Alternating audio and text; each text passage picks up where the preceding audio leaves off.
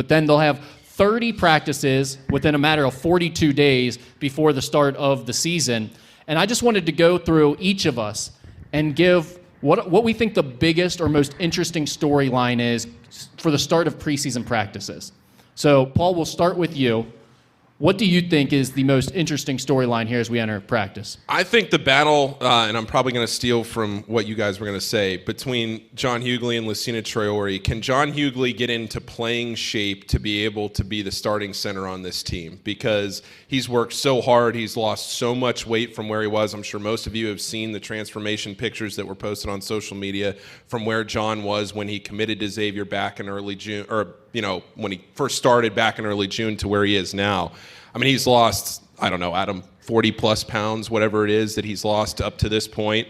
But they're not done yet. I mean, it feels like practice ends and he says, okay, I got, the other day we're walking by and it's, hey, man, I got another hour on the Stairmaster, Well, and it's different between just losing the weight and getting your body in better shape and being in game shape for Division I high major basketball. Yeah, it's not just, okay, I'm going to go out and lose 45 pounds and now it's good to go. It's, I played at that weight before. Now I got to come back to being able to play at a weight where I can stay on the court for 25 minutes a game or whatever it is that Xavier needs him to be. Because I think Lucina Traore, Basile, he's had a great preseason. I think he's had a great summer. He's an incredibly gifted rebounder, very energetic. So I think as all of that kind of plays out, that's the thing I'm most interested to see. I am. That's probably number one on my list as well, and I think we'll talk a little bit more about how that breaks down or where we think those two are at as we break down the lineups and rotations here, but I think that's number one personally. What would you go with, Adam? For me, it's the depth, right? Like, we were there all last year. We'd watch them practice, and early on in the season especially, it was like 5-on-5 looked weird because they just didn't have enough pieces. They couldn't really play against each other and use that as a measuring stick for where they are as a team. This year, I feel like I was just there last night for their practice. They did a ton of 5-on-5, and it looks night and day.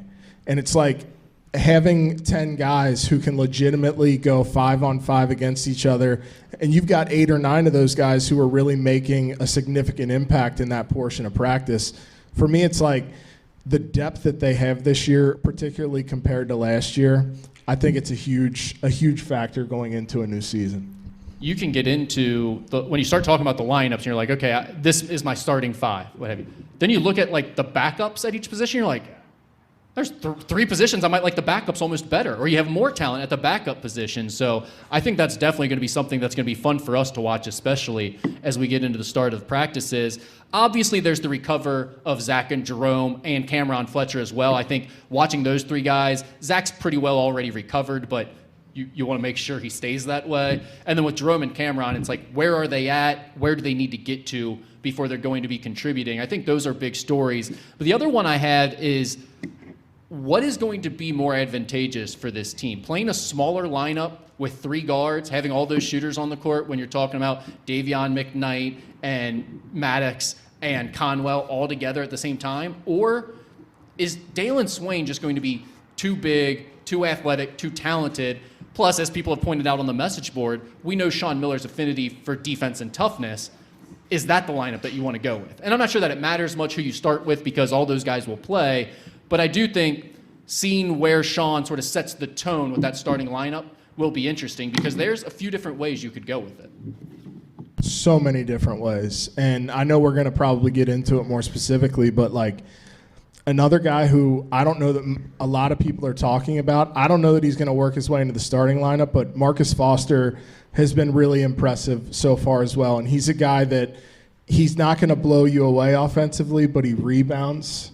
And he's really playing defense right now. So in my mind, like, you've got point guard, shooting guard, small forward, and realistically, I think you've got like 5 guys that are in contention for those spots, maybe more. Yeah, I mentioned like Dalen Swain could slide into that 3 spot as a starter, but to your point, like maybe it's Marcus Foster if you want to go with that bigger lineup. But how many times over the last like 2 or 3 years do we sit here and have this conversation and we say depth versus quality? Depth, right? Yeah, you could be 10 deep. You could have 10 scholarship players, but can that 10th guy play? The difference is on this team, that 10th guy can play. And there's going to be somebody that we think gets a lot of minutes that ends up not getting a lot of minutes on this team. And I don't know who that person is, but I think that speaks to kind of where this team is right now. Yeah, and it's different. Like, there's different levels of interesting. Last year, we were saying it was interesting going into preseason practice because we didn't know who was going to play all the spots. There were some open minutes available, but it didn't necessarily mean that was a good thing for Xavier, right? Like, there were minutes available, and it was going to be a conversation because